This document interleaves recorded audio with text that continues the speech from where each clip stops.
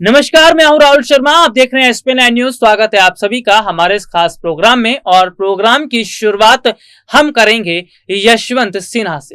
राष्ट्रपति चुनाव में करारी हार मिलने के बाद यशवंत सिन्हा भावुक हुए हैं। यशवंत सिन्हा को बहुत दुख हुआ है। दुख क्यों हुआ है और सिन्हा की हार की सबसे बड़ी वजह क्या है और कैसे यशवंत सिन्हा चुनाव हार कर भी जीत गए हैं, इस प्रोग्राम में हम अपने दर्शकों को बताएंगे। धीरे धीरे करके चीजों को समझाने की कोशिश करेंगे और ये भी बताएंगे कि क्या वाकई आज देश इस स्थिति में नहीं बन गया है कि सबने मौन धारण कर लिया है और सरकार चाहती है कि सब कुछ आप आंख पर पट्टी बांधकर देखते रहें लेकिन आवाज मत उठाएं।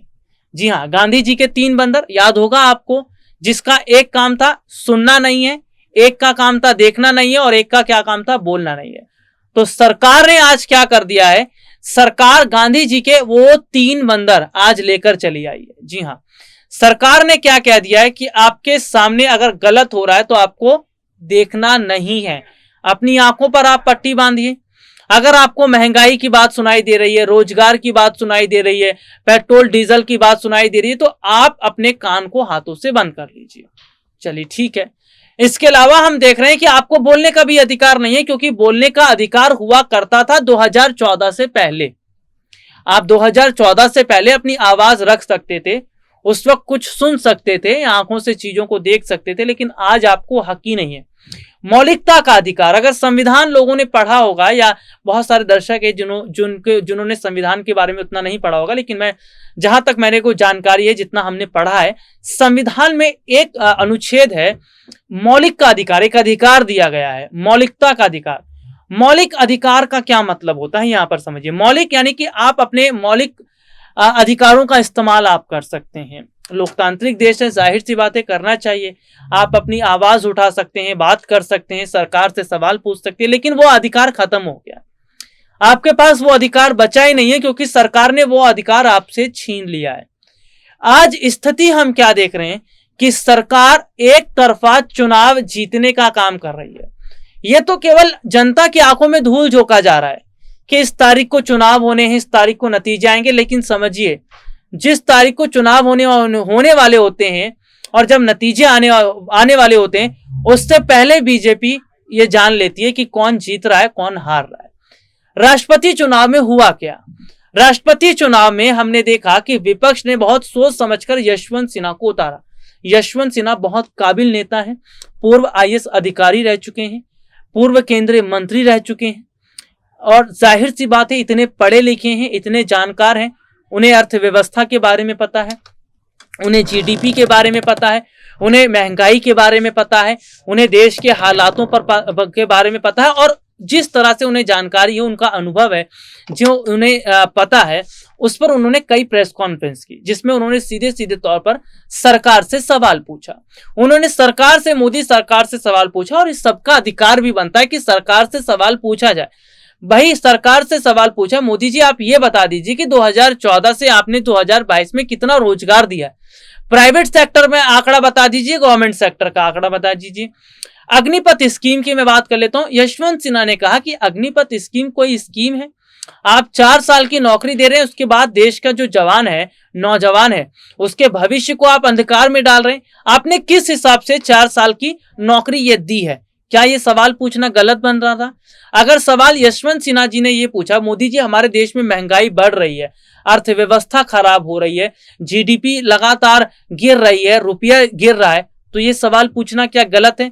सरकार से सवाल नहीं पूछे जाने चाहिए? हमने ये देखा कि सरकार से सवाल वो पूछ रहे थे और जनता का अटेंशन यशवंत सिन्हा पर बन गया। क्योंकि ये देखिएगा, राष्ट्रपति पद के लिए एक तो उम्मीदवार ऐसा होता जो कम से कम देश के मुद्दों पर बात कर सके, देश के मुद्दों पर अपनी राय रख सके। राष्ट्रपति रामनाथ कोविंद की बात कर लेते हैं। आपने खुद देखा होगा या आपने खुद ऑब्जर्व किया होगा, कभी आपने ध्यान से कभी चीजों को देखा और आपने देखा क्या कभी खुद प्रेस कॉन्फ्रेंस रामनाथ कोविंद ने की हो अग्निपथ स्कीम जैसी योजना को लेकर, देश में बढ़ रही महंगाई को लेकर, देश में बढ़ रहे पेट्रोल डीजल की कीमतों को लेकर, बेरोजगारी को लेकर? कभी भी प्रेस कॉन्फ्रेंस की? कभी नहीं की। उन्होंने एक बयान तक नहीं दिया, एक चिट्ठी तक नहीं लिखी। केवल अवार्ड देना और अवार्ड बांटना उनका ये काम था और 5 साल इसमें चले गए।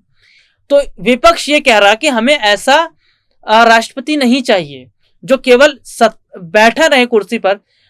एक देश के राष्ट्रपति का कम से कम इतना अधिकार तो होता है या इतनी पावर उनके पास होती है कि वो सरकार से सवाल जवाब कर सके, लेकिन कोविंद ने कभी नहीं किया। इसीलिए विपक्ष कह रहा था कि यशवंत सिन्हा को राष्ट्रपति पद पर बिठाना चाहिए, उनकी ही जीत होनी चाहिए, वही राष्ट्रपति होने चाहिए। और इस बीच ये भी देखिएगा, जनता भी यशवंत सिन्हा को सपोर्ट कर रही थी, जनता भी यशवंत सिन्हा के समर्थन में खड़ी थी, क्योंकि वो ये बात जानती थी, क्योंकि यह बात वो समझते थे कि यशवंत सिन्हा जैसे काबिल उम्मीदवार की जरूरत आज देश को है। अगर राष्ट्रपति वो बनते यशवंत सिन्हा तो सरकार से सवाल तो पूछ सकते थे, उस नौजवान की आवाज को सरकार तक पहुंचा तो सकते थे जिसकी आवाज को सरकार दबा देती है।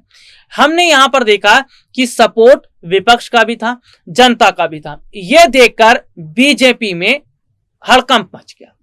बीजेपी इस बात को समझ गई, मोदी सरकार इस बात को समझ गई, बीजेपी आलाकमान इस बात को समझ गया कि अगर संवैधानिक और लोकतांत्रिक तरीके से चुनाव हुआ तो समझ लीजिए यशवंत सिन्हा ही देश के अगले राष्ट्रपति होंगे। और ऐसा बीजेपी चाहती नहीं थी। करा इन्होंने क्या कि विपक्ष, यशवंत सिन्हा को तो आप डरा नहीं सकते, एनसीबी ईडी का डर आप दिखा नहीं सकते, तो आपने विपक्ष को घेर लिया, आपने विपक्ष को तोड़ने का काम किया। जो ममता बनर्जी आत्मविश्वास के साथ खड़ी हुई थी, किसके साथ? यशवंत सिन्हा के साथ। उन ममता बनर्जी को आपने डरा दिया। ममता बनर्जी ने यशवंत सिन्हा को छोड़कर मुर्मू को सपोर्ट किया। आगे और बढ़ते हैं, जीएमएम जैसी पार्टी, और यहां पर हम ये भी देख रहे हैं कांग्रेस के कई बड़े बड़े दिग्गजों ने, विधायकों, सांसदों ने क्रॉस वोटिंग कर दी। तो यहां पर देखिए क्रॉस वोटिंग करी नहीं थी, करवाई गई थी, डराकर धमकाकर। तो ये आप देखिए कि विपक्ष अगर ईमानदारी से काम करना चाह रहा है, विपक्ष अगर ईमानदारी से आगे बढ़ना चाह रहा है और ईमानदारी से चुनाव लड़ना चाह रहा है, तो आज उसको अधिकार है ही नहीं, क्योंकि ईमानदारी, सत्यता, ये सारी चीजें मोदी सरकार ने खत्म कर दी है। तो यहां पर हमने देखा कि जिस तरह क्रॉस वोटिंग हुई, तमाम दिग्गजों ने, विपक्षियों ने यशवंत सिन्हा का साथ छोड़ दिया, द्रौपदी मुर्मू को सपोर्ट करने उतरे। ये सीधे तौर पर बता रहा था कि मोदी सरकार ने उनको डरा दिया। शिवसेना की मैं बात करूं, शिवसेना के 19 सांसदों का सपोर्ट द्रौपदी मुर्मू का।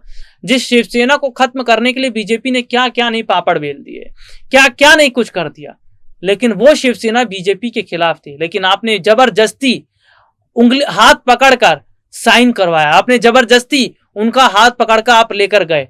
तो ये हम देख रहे हैं कि अगर इसी तरह की तस्वीर हमारे देश में रही तो शायद विपक्ष की जगह जनता को भी उतने बोलने का अधिकार नहीं रहेगा जितना अभी थोड़ा बहुत भी है, क्योंकि सरकार महात्मा गांधी के 3 बंदर इस पूरे देश को बना देना चाहती है।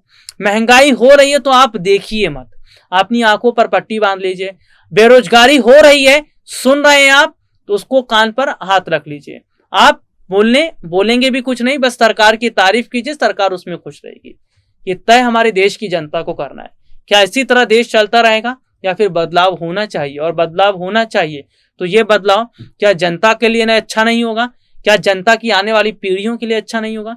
क्योंकि आज हम ये देख रहे हैं कि भारत से हर लाख बड़े बड़े जो बिजनेसमैन हैं या नागरिक हैं वो भारत छोड़कर जा रहे हैं, लाखों की संख्या में, और भारत की नागरिकता छोड़ रहे हैं। ये बहुत गहरा विषय है, सोचिएगा जरूर, समझिएगा जरूर, और ये तय कर लीजिए कि हिंदू मुसलमान करने वाली सरकार चाहिए या वो सरकार चाहिए जो रोजगार दे और लोगों को पाल पोस सके। आज के लिए इतना ही, आपसे फिर दोबारा मुलाकात होगी, तब तक के लिए इजाजत दीजिए, नमस्कार।